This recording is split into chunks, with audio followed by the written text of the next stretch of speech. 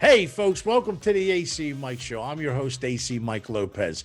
On the ACMike Show, we'll bring you all things Atlantic City, from politics, sports, dining, and entertainment. Our guest tonight will be Dr. Nina Radcliffe, Greater Atlantic City Chamber of Commerce President Michael Chait, and actor, boxer, cutman, a.k.a. Mr. Fix-It, forget about it, Joey I. So, folks, stay tuned. We'll be right back with our first guest, Dr. Nina Radcliffe. Stay there.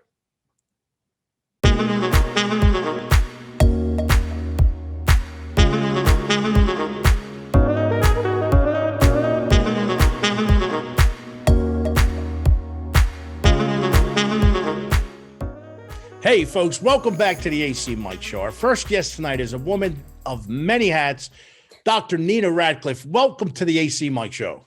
Thank you so much, Mike. We really appreciate you coming, Dr. Nina. We know you have a very busy schedule, but we're going to get in and dig in a little bit about who Dr. Radcliffe is. And listen, tell us a little bit about your upbringing and where you were raised in some of your family, because I know personally, very big family lover, and you have a lot of love in your family. Tell us a little bit about that, please. Well, first of all, I want to thank you, Mike. I am touched that you would think highly enough of me to have you on your show so I can share my story and maybe touch someone's life or inspire somebody else. So as you know, I'm a mommy to an angel who is 9 years old, and she's so kind, so smart, so funny. And she just is a joy to everybody who comes across her. And I'm also a daughter to parents who are now retired and moved in with me when I got divorced. So I'm what they call a sandwich generation. And something about my parents that I'd love to share is that they were immigrants, and they came to this country as, you know, my mom's a doctor, she's retired. My dad was an engineer, and he's also retired, but they came to this country with the hopes of living the American dream. And it's just amazing because when I travel to other countries, to see the opportunity that America has for anybody who comes here is just impressive. And, you know, I've traveled all across the world, and most roles for women in other countries is to be somebody's wife or to be like a maid or a nanny. Maybe if they're lucky enough, they can work and be a teacher. Maybe they can even be a nurse, but the options are very limited for women all across the world. So I am honored every day that I wake up in America, that I can do what I want, be what I want as a woman, a minority. It's truly a privilege. And listen, I'm going to second that. It's beautiful to hear that form of patriotism and love and the opportunities here. Much like yours, my family, mom with a high school education, my pop with a third grade education, grew up on farms and whatnot, moved to Philadelphia, came to Atlantic County. So I can relate to what you're saying there. It's just so much opportunity. And I think in this time in which we're living, present day, that has to be pushed out there more and more. And you as a mentor and as an example of it, I mean, I appreciate it, but it's a great story. And we're going to touch more on that one of these days on a radio show, maybe that we have where we have more time. So tell us about your love for helping, because we were talking about it a little bit before we got into this segment here. Your love for helping people, whether it's a doctor, a fight doctor, TV correspondent, where you're giving information, that empowerment through caring and information. Talk to us about that, because you're out there, man. Well, my mom inspired me to be a physician. She was one back in the days where there's few women as physicians. So she was just inspiring, just seeing how she touched people's lives. And as I've gotten older and I'm a devout Christian, I understand that God put me on this earth to care for others, to be a healer and to be a doctor. And during these times of COVID, it's become even more evident to me that this is what I was meant to do. I didn't just become an anesthesiologist, an acute care physician, but I was here so I can take care of patients who were sick enough that they came in, they needed breathing tubes, they need to be cared for before, during, or after surgery, and to be able to hold their hands as some of them died because their family members couldn't be there. So it's become more clear to me, even though 2020 was rough, that I understood my purpose. And, I'm a hound for research. I love learning, and I have a gift to be able to understand complicated medical issues and break it Right. down in a way that's easy to understand for others. And I just love it. And I always run it now by my daughter, hey, does this make sense to you? Does this make sense to you? She's like, yes. And when it makes sense to her, those are the things that I publish in my column that appears in the Press of Atlantic City. And it's also syndicated across the nation. So if it passes my daughter's check, then I know it can go out to the public. And I just love the feedback I get from there to be able to talk about health and wellness, Right. because health and wellness is not just physical, it's mental, it's emotional, it's spiritual. I mean, there's so much to it, and we have to take care of all aspects, because otherwise you can't be healthy when one part is lagging. Right. Right. And so, right. I get to read some of your, when you put it in the Press of Atlantic City and when we share it on social media. We're going to touch briefly. We talked a little COVID, your feelings, doctor, with the feelings about the different vaccines and being vaccinated, the importance of it, and the country, let alone the state of New Jersey, getting vaccinated. Well, we're so fortunate. It's literally a modern miracle that we were able to develop a Yep. vaccine so quickly. And then it took military, it took private sector, it took the healthcare system, it took government, the public funding, to be able to bring it to fruition. And then to be so fortunate to have two vaccines that were approved, and then another one that was approved, that are 94% effective at preventing serious complications that you end up in a hospital or that you would die from COVID. That is a game changer. And every day there's about 3 or so million Americans who are getting vaccinated. That's 3 or so million Americans who won't end up in a hospital or become a patient of mine or someone else's, and they won't die. And a lot of people have said, well, it only has a 1% mortality or 2% mortality. It's not that big of a deal. But guess what? Hundreds of thousands of Americans have died. Right. And those are somebody's loved ones. Those are somebody's husband, their wife, their mother, their grandmother. So we can't have that, oh, it's somebody else's problems. I've seen young, healthy people die. There's been over 200 children who've also died so far. So we have to look at it not just in the terms of the number, because, hey, that death is somebody's loved one, but also, as a community, the more people who do get vaccinated, the less likely COVID can find somebody to infect and keep spreading. We need to break the chain of transmission. And, vaccination is voluntary. I know there's a lot of fear about it that's been spread faster than the virus itself by social media and anti-vaxxers. And people will look for just, in an article or a study, they'll look for one line that fits their agenda, and then they'll talk about it and amplify it. And I want to remove those, I don't know what the word is. I want to remove that conspiracy theories that the vaccines cause cancer, or they cause infertility, or that they cause people to die. The vaccines are a game changer. Yep. And I know that there's concerns because there have been some side effects from them. But guess what? Every million people, 125 of them will die of COVID-19. And if we look at the vaccines, yes, there are side effects that can occur from, but they're generally safe.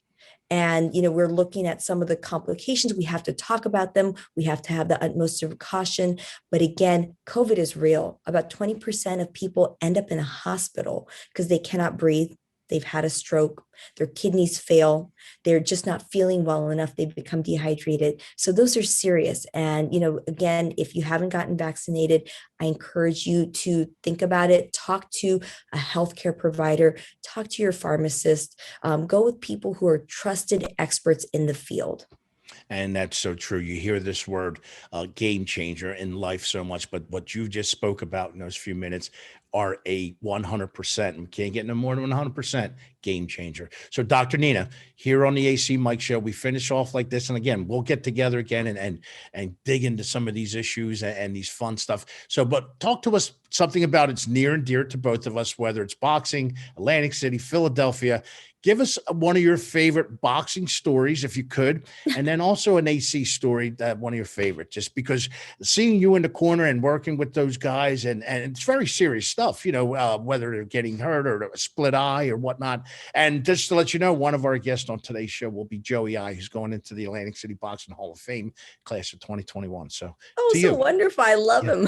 Yeah. Well, I think it's such a privilege. I don't know anything about boxing except for Mike Tyson's. I think I used to play the Mike Tyson's knockout on Nintendo. Right. I think it was Nintendo. But you know what? It was something that was just there. And I was like, wow, let me do it. Why not? I can do anything I want. And again, that comes back to the fact that you can do anything you want. I mean, as a female physician, I'm sitting here ringside with some of the biggest names in boxing and also MMA, mixed martial arts, which is huge for the UFC fights. And it's so fun. The boxing family is a family. Even though they're sitting there beating each other up, after that, they're like congratulating each other. So I find it just fascinating, the whole culture, the commitment that these athletes have. They're just amazing. And it's so fun. I've learned so much from everybody. I also was appointed on the medical committee for the World Boxing Association, which is international. It's the oldest, largest organization for boxing in the world. And this year they celebrate their 100-year anniversary. And so it's just such a privilege. And I love the opportunity to become a trailblazer as a woman, a person of color, that I can do whatever I want. And I encourage young people to see that, and women to do that, and just everybody. You want to do something, you can put your mind to it. It takes hard work, it takes diligence, but you can do that. I mean, the World Boxing Association committee, the first female doctor on that. So it just excites me. So every day I wake up, I'm like, what adventure am I going to get into? And it's just, life is so fun and amazing if you look at it that way. And when you say it's life, live it. So Dr. Nina Radcliffe, we appreciate you coming to the show. And listen, we'll get back together again and have a great 2021 summer, and hopefully to see you out on the 48 somewhere in Atlantic City. Thank you so much. Thank you. God bless. Thank you. So folks, stay right where you're at. We'll be right back with our next guest.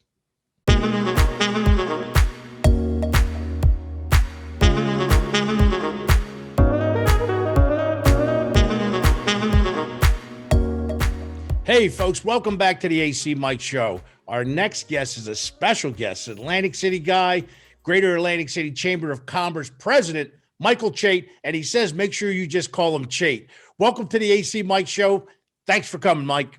Thanks, Mike. I appreciate you having me. Yeah, it was great. I know you're a busy time of the year, maybe different stuff going on other than the normal stuff, preparing for the outdoor. Listen, we're going to talk a little bit about the Chamber of Commerce a little bit. Mike, tell us a little bit about your growing up and your ties to Atlantic City. You're ACMike. They call me ACMike. You're ACMike. No, I'm born and raised in Atlantic City. I actually was born at Beachgate near Ocean Resort. I lived on New Hampshire Avenue, lived in Chelsea Heights. Went to Chelsea Heights grade school. Then I went to St. James and Ventnor, then out to Holy Spirit. So I rode. So crew and rowing is still a passion. It's in my blood, but I'm a local guy. I got sand in my shoes, went away to school and came back home because my family's here. They have a family business. Arthur Ponzio Company's a family business. That's my uncle. My grandfather started that years ago, but this is home. Awesome. And when you say that, I love when you say that, guys like us, our age or our 40s and 50s and whatnot, and we want to tell our kids and the kids out there and the young adults that go get that degree. But you know what? Come back home. This is where it needs to be served out. And hey, who knows? You meet a woman or a guy, you have a family, and boom, and it's here in AC. So briefly tell us a little bit your journey, Mike. Again, a lot of folks hear the Greater Atlantic City Chamber of Commerce and they get that word, but tell us about your evolvements getting into that position. Yeah, I never thought this was going to be a real opportunity growing up, and then thinking about it. My background's in marketing and PR and events. I spent 9 years at Boardwalk Hall in the Atlantic City Convention Center. Spent another 3 years in the city when they opened their Cape May Convention Hall, doing marketing and PR events there. Moved on from there, was the marketing director for the Press of Atlantic City. But when I graduated college, I wanted to get into pharmaceutical sales. That was the hot job at the time. That was good money. I was young. Everybody was good looking. Like, who didn't want to do that? So that didn't work out. I remember I went through this entire interview process. It was like 8 interviews. I Found out from the regional director in Virginia, I didn't get the job. I was in good shape at the time, came home, drove all the way back from Virginia, ran 10 miles on the boardwalk, completely frustrated and angry, but everything works out. You keep working hard. I forget who originally said this, but curiosity and perseverance, right? If you have that, you can make something of yourself. So being a local Atlantic City guy, and when I was at the Press of Atlantic City, I was approached by a board member and by Joe Kelly, my predecessor, who was there for 24 years. I mean, huge shoes to fill. So it was a tremendous opportunity to become executive vice president, to learn from Joe, to learn from our 60 board members, and then grow into the role eventually of president. And of course, I take over as president of the chamber January 1, 2019, and then the pandemic hits. And again, we don't laugh about it, but it's kind of like, hey, that's just my life. But one thing it's going to tell you and teach you is that, like you just said a little while ago, curiosity and perseverance, the stick-to-itiveness that you have. And hey, we have to learn to adapt and live through this and get through this. And it's unfortunate that some of the businesses are going to suffer, and the folks out there that want to come out to Atlantic City or Atlantic County in general. Let's talk about March 18th, I believe it was, a virtual town meeting that you spoke at, and the lack of events, COVID-19 how it's affected the greater Atlantic City, whether it be rooms, dining, et cetera, conventions. Mike, touch us about bring us back a little bit to the 18th. Yeah, we're part of a New Jersey business coalition, and there's over 100 industry associations and chambers of commerce that are participate in that group, and we've sent over, I think we're at 45 letters now with recommendations and letters of support and opposition for a variety of things COVID related to the administration this year, and to local and federal officials as well. Part of that coalition, we've done a number of town halls, and I participated in the March 18th town hall to discuss events and the challenges that any event has. There are a ton of inconsistencies and that need clarification from the administration on events. For example, casino floors are open to 50% capacity right now. They're busy, they're doing well, but they're being safe and they're being responsible. Outdoor events, we're planning the air show right now. Can we use this third of a mile of a beach, which typically entertains, 6,000, 7,000 people, to entertain 1,400 people? So that's what we were speaking about. Now, from the economic impact of that, you're talking about hundreds of thousands of rooms lost from conventions that have been canceled through the casinos and through the Atlantic City Convention Center. I think in 2019 there were 87 events, and in 2020 there were 21. Huge difference. But the economic impact of that is in the millions and millions of dollars. Not to mention the hundreds of jobs, potentially thousands of jobs that aren't in place, and that's both your hospitality employees and your organized labor, your carpenters, your stagehands. Look at companies like Kevin King and Vista. That all they do, that company was designed to supply conventions with pipe and drape and carpet and the services to set everything up. They've had zero business. Really, really challenging. I mean, don't get me wrong, we're grateful for the economic relief that's coming in for these businesses, but it's not enough to equate what they lost. And we thank you for explaining that to us and bringing us back, because it was an interesting meeting that I got to sit in on for most of it. And, you hear the angst in the folks and in your voice too. And it's just a matter of giving people an opportunity to sell their goods and people to enjoy their goods. Mike, we're going to switch gears a little bit here now. We're going to get you on the ACMike Show and radio version eventually, so we have a little bit more time. But here they get to see your pretty face, the pharmaceutical rep face. And that's funny when you said that, because that's where I met my first wife, and we'll talk about that off air one day. Listen, tell us its AC story, man. I know you have 1,000 of them probably, but we like to end it with our guests. One of your favorites, whether it be as a kid, grown up, or what you're doing now. Being a kid growing up in Atlantic City, that New Hampshire's fantastic. There used to be a little lagoon there. We used to go fishing on the jetty all the time. It's great. Everybody in my family had a boat, so we used to go fishing all the time. But I got a funny story for you. So I worked at Showboat when I was like 18 years old, and I used to wear one of those Mardi Gras costumes. But Mike, I made $18 an hour when I was 18 years old. So you're in the costume for a half hour on the hour. You worked with all the dancers and the models in the showroom. It was the greatest job I ever had.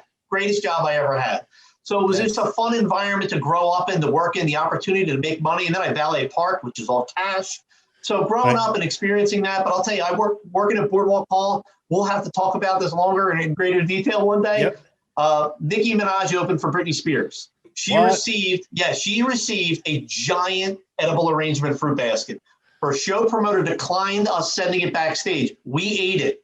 Our staff ate it. Her show promoter, another member of her group, came back, says, "Where's that edible arrangement? She's looking for it." We were like, "Oh my God." We had to send her an edible arrangement to her next tour stop that was even bigger. Oh my gosh. gosh. We ate it. Oh yeah, it was a surprise. I love it. Everything. The show promoter declined it. I could only imagine. I love that too. The Stories of jaw had to alcohol, drop. I can tell you. That's awesome, Mike, and we will talk more about that. Listen, we Oh. want to thank you for coming to the show today. We'll get you back again, like I said, and you and I will take that walk down the world-famous Atlantic City Boardwalk and kick it a little bit more. Thanks again, pal. Sounds great, Mike. Good seeing you. You take care, buddy. Thank you very much, folks. There you go, Michael Chait, president of the Atlantic City Greater Chamber of Commerce. We'll be right back with our next guest. Do not touch that dial, all right? I'm coming at you if you do. We'll be right back.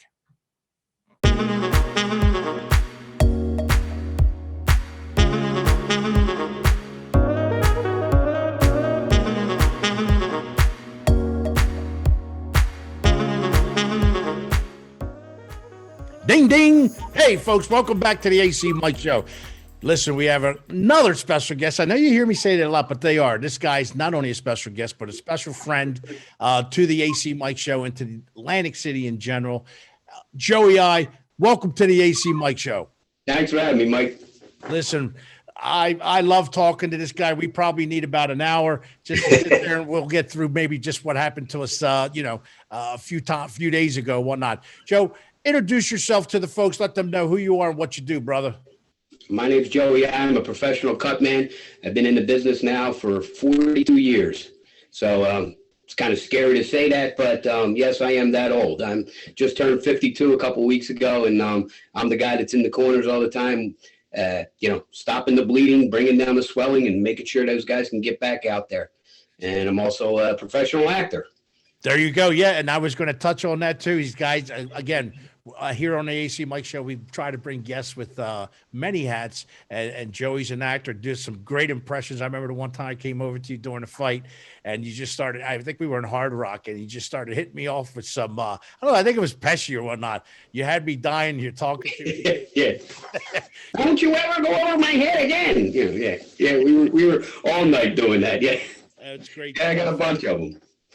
So touch on that a little bit with Sly Stallone. I mean, you got a little relationship with him, and how that acting bug came up, and with fighting. Yeah. And it all kind of culminates together, actually. Boxing and the movies and things, which all came about. I grew up I was adopted, and I grew up in a very rough part of Philadelphia, and I was getting picked on a lot. I'm still a small guy, but I was a small kid. And I got a chance to be in Rocky II, to run with him. And so I did. And I'm like one of the first little kids, got to the top of the stairs, and he picked me up, put me on his shoulders. And, when he put me down, he probably put me down because, he asked me how I was doing, and I probably pissed all over his shoulder. But, but he put me down, and, I was just a 9-year-old kid, and I thought Rocky was real. So between being bullied a lot, and having been in Rocky II, I made my father the next day take me right to the gym, and the rest is history. And, I've been in 4 of the Rocky movies over the years. The most recent one that I had the biggest part in was in Creed. They contacted me, and they wanted me to be the technical advisor for it and help choreograph the fight scenes and this and that, and help handpick all the fighters. And, and I got to play my actual self, Joey I, in as a cutman in Creed movie, which was came full circle for me. If it wasn't for Rocky II, I might have never got into boxing. And then they contacted me to come play myself. So it was really, really cool. And I got a really good relationship over the years with Stallone with that. I mean, he actually even remembered picking me up and put me on his shoulders when we were making the Creed movie. We were talking about it, and it was he said, "Oh my God, you're that little kid I picked up in 1979." I said, "Yeah, and if you hadn't done that, we wouldn't be here today." I said, "I would never have wanted to be a fighter, and I would have never have gotten into doing movies also, because people like him, other guys who were real fighters that I saw, like Boom Boom Mancini, people like that, Vito Antuofermo that I saw in movies, I thought, hey, they got a punched in face like I do. They play a tough guy in the movies. I could do that." So, over the years, I've probably been in at least over 100 movies. And that's awesome. You say that. You've named some good names. Ray Boom Boom Mancini, met him a couple times out here on the boardwalk, and Vito Anaforno. What a great one. Listen, when you say that too, Joey, and we're going to touch on what's happening this summer, is it's that will to be at the right place, serendipity, but you have to be there. And we were speaking about that before the show went on, always having to be there. Listen, fella, you're a boxing Hall of Famer in Pennsylvania, New Jersey. Yes. Of the award for Cutman of the Year, which is now the Joey I Award. Also signed into the History of Italian Immigration Museum in Philly. Pump the brakes, though, bro. 21, you're going to be inducted to the Atlantic City Boxing Hall of Fame. Tell us how that feels, to be not only a guy in the corner and get to see these great fights and be part of it, but to be in the Hall of Fame. I mean, it's got to be kind of special. Let us know. It really is, because no matter how many times you get an award or who gives it to you, whatever, it's the biggest honor that you can get, especially for someone like me, who's a cut man, who's kind of the out of sight, out of mind guy until someone get hurt and they need you. You're not thought of much. It's not a glamour job either. So for people to have voted you and thought of you, to say, if someone put you on a ballot, and especially Atlantic City Hall of Fame, that is the best, classiest event that they do. Every year I go, and I mean, that 3-day event, it's just done with, like I said, with such class, and to even be thought of. And on the ballot that I went in with the people that, I mean, I just would have never, I don't know, like I always sound like Rocky would say, I'm just another bum from the neighborhood. I mean, to be thought of and to be voted in with such, and they said unanimously I was voted in. I mean, that's great. It means the world to me. It is amazing, and what you said, what Ray McCline does there. You see everybody from Roberto Duran to Holmes to you through the past few years. Listen, we're going to touch on something real quick. We got about 2 minutes.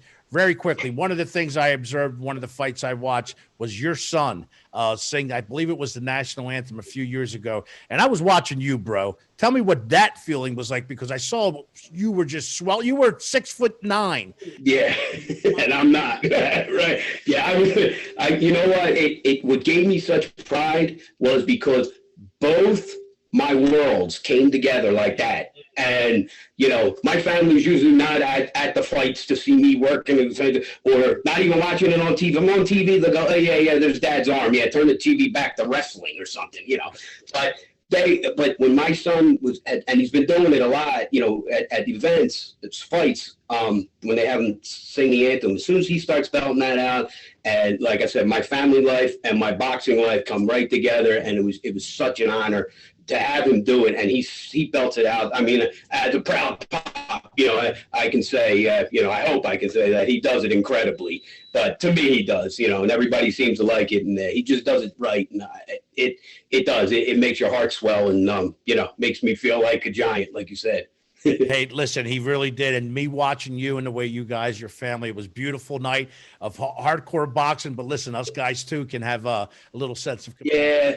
Brother, I want to thank you. I mean, it's a quick hitter here. We're going to get back together. Hey, you're coming out this summer. We're going to get you back on the show. Love what you do, Joey. We're going to find you out there, folks. Make sure you check Joey I out. It's just the way it sounds. And I want to let you know something too, pal.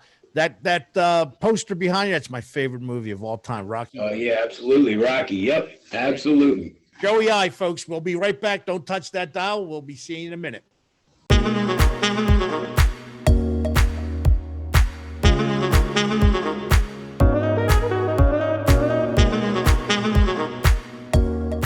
Hey, folks. It's our belief here at the ACMike Show that you, the viewers and our guests, that brings the show to life. Thank you so much, each and every one of you, for joining us. Special thank you to Stockton University and our guest tonight, Dr. Nina Radcliffe, Michael Chait, president of the Greater Atlantic City Chamber of Commerce, my man, Boxing Hall of Famer Joey I. Folks, to learn more about ACMike, you can follow me on Facebook, Mike Lopez, ACMike, Live, Work, Play AC. Hey, and on Instagram, ACMike NJ. Remember to live, work, play AC. See you on the 48.